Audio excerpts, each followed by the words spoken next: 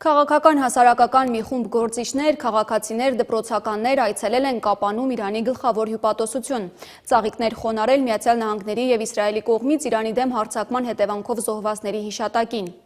Դիվանագիտական ներկայացուցիչների շենքի պատին փակցված են եղել վերջին օրերին զոհված ռազմական և քաղաքական պաշտոնյաների լուսանկարները, իսկ մուտքի մոտ Խամենեիի և նրա թոռնուհու լուսանկարը, որի մոտ քաղաքացիները մոմեր ու խաղալիքներ են դրել։